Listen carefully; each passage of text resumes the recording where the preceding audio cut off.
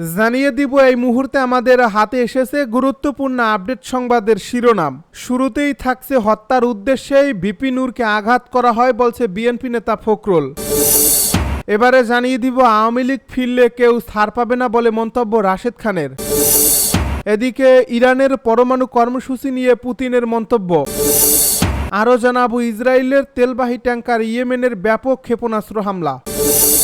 সব শেষে জানিয়ে দিব জুলাইয়ের ঘটনার জন্য আমি অনুতপ্ত ও লজ্জিত রাজসাক্ষী মামুনের। এতক্ষণ শুনছিলেন হাতে থাকা আপডেট সংবাদের শিরোনাম, এবারে বিস্তারিত। তবে তার আগে অনুরোধ রইল ভিডিওটিতে একটি লাইক এবং কমেন্ট করে জানিয়ে দিন ভিডিও সম্পর্কে আপনার মূল্যবান মতামত। আরও জানিয়ে দিন ভিডিওটি কোথা থেকে দেখছেন বা কোন জেলা থেকে দেখছেন।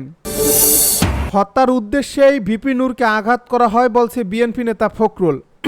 গণ অধিকার পরিষদের সভাপতি ভিপি নুরুল হক নূরকে হত্যার উদ্দেশ্যেই আঘাত করা হয়েছিল বলে মন্তব্য করেছেন বিএনপি মহাসচিব মির্জা ফখরুল ইসলাম আলমগীর। মঙ্গলবার দুপুরে ঢাকা মেডিকেল কলেজ হাসপাতালে নূরকে দেখতে এসে সাংবাদিকদেরকে তিনি একথা বলেন। বিএনপি নেতা মির্জা ফখরুল বলেন, যারাই তাকে আঘাত করুক, হত্যার উদ্দেশ্যে আঘাত করা হয়েছিল সেটা খুব পরিষ্কার। বিএনপি নেতা ফখরুল আরও বলেন, ভিপি নূরের অবস্থা আগের চেয়ে ইমপ্রুভ, কিন্তু ক্রিটিক্যাল অবস্থায় আছে। তার যে জায়গাগুলোতে ইনজুরি হয়েছে সেই জায়গাগুলো খুব ফ্যাটাল। তার ব্রেনেও ইনজুরি হয়েছে, ব্লিডিং হয়েছে। চিকিৎসকদের সঙ্গে আলাপ করে জানতে পেরেছি এখানে চিকিৎসার কোনো ত্রুটি হয়নি। কোনো ত্রুটি হয়নি। সে এখনও খেতে পারছে না, তাকে পাইপ দিয়ে লিকুইড খেতে হয়।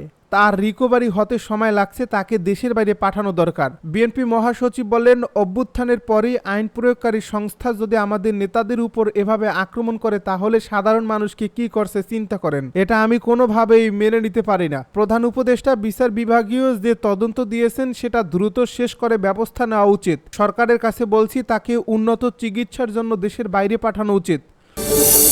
আওয়ামী লীগ ফিরলে কেউ ছাড় পাবে না বলে হুঁশিয়ারি রাশেদ খানের। আওয়ামী লীগ ফেরত আসলে কেউ ছাড় পাবে না বলে মন্তব্য করেছেন গণ অধিকার পরিষদের সাধারণ সম্পাদক রাশেদ খান। সোমবার রাতে দেশের একটি বেসরকারি টেলিভিশন টকশোতে অংশ নিয়ে তিনি মন্তব্য করেন। রাশেদ খান বলেন, দেশের বিভিন্ন বিশ্ববিদ্যালয়গুলো অস্থিতিশীল করতে আওয়ামী লীগ এবং তাদের অঙ্গ সংগঠনগুলো কাজ করছে। এভাবে দেশকে অস্থিতিশীল করার নানা ধরনের চক্রান্ত সৃষ্টি হবে। তিনি বলেন আমরা রাজনীতি করি, যে কারণে বিভিন্ন জায়গা থেকে কিন্তু আমরা তথ্যপত্র পাই। রাশেদ খান বলেন, আওয়ামী লীগ এবং জাতীয় পার্টি যদি ফিরে আসে তাহলে আপনি মঞ্জুর আল মতিন, আপনার অবস্থা কি হবে? জুলাই আন্দোলনে আপনি যে ভূমিকা রেখেছেন আপনার কি হবে? আমরা যে আন্দোলন করেছি আমাদের কি হবে? তিনি বলেন, আওয়ামী লীগ যদি ফিরে আসে কেউ কিন্তু ছাড় পাবে না।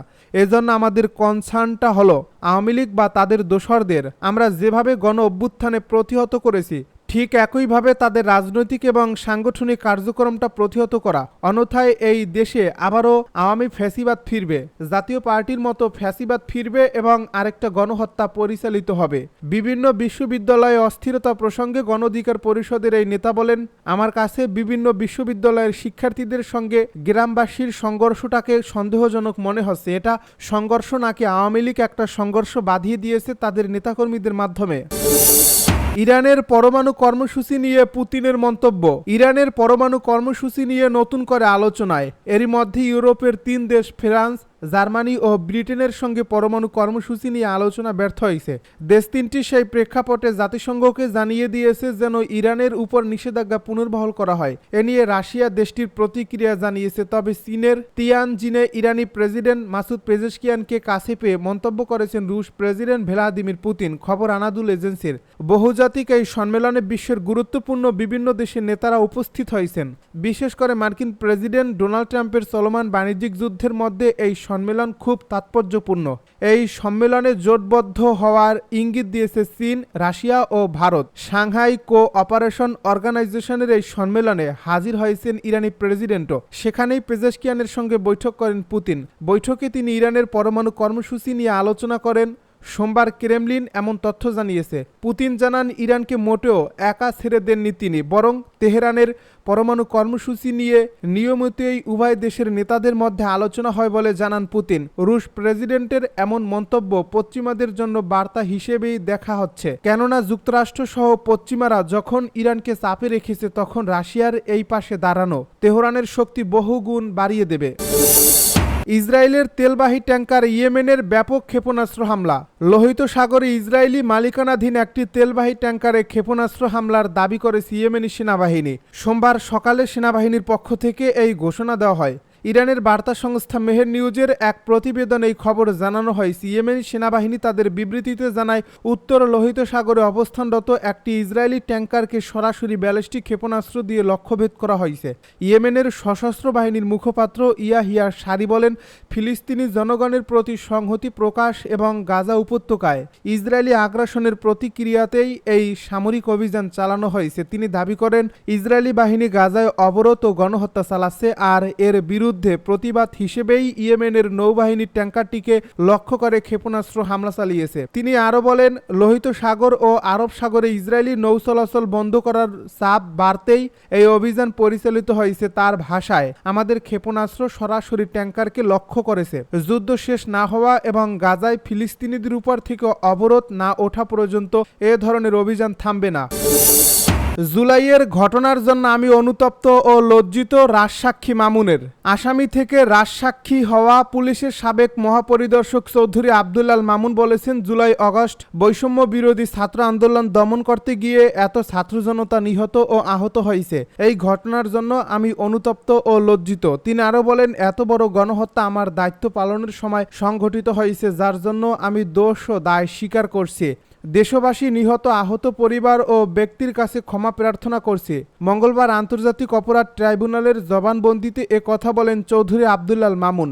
ট্রাইব্যুনাল একের চেয়ারম্যান বিচারপতি গোলাম মর্তুজা মজুমদারের নেতৃত্বাধীন ৩ সদস্যের আন্তর্জাতিক অপরাধ ট্রাইব্যুনালের বিচারিক প্যানেলে মামলার একমাত্র রাজসাক্ষীর সাক্ষ্য গ্রহণ শুরু হয়েছে। ট্রাইব্যুনালের অন্য 2 সদস্য হলেন বিচারপতি মোহাম্মদ শফিউল আলম মাহমুদ ও বিচারক মোহাম্মদ মহিতুল হক এনাম চৌধুরী। সকালে তাকে কারাগার থেকে ট্রাইব্যুনালে হাজির করা হয়। সাক্ষ্য গ্রহণ শুরুর পর দুপুরের বিরতিতে যান আদালত। এরপর বিকালে আবারও জবানবন্দি পেশ করবেন তিনি তার নিজের মামলায় সাক্ষ্য গ্রহণের 11তম দিনে রাজসাক্ষী হিসেবে সাক্ষ্য দেন। প্রসিকিউশন সূত্রে জানা যায়, আন্তর্জাতিক অপরাধ ট্রাইব্যুনালে একে ক্যামেরা ট্রায়ালে জবানবন্দি দেন।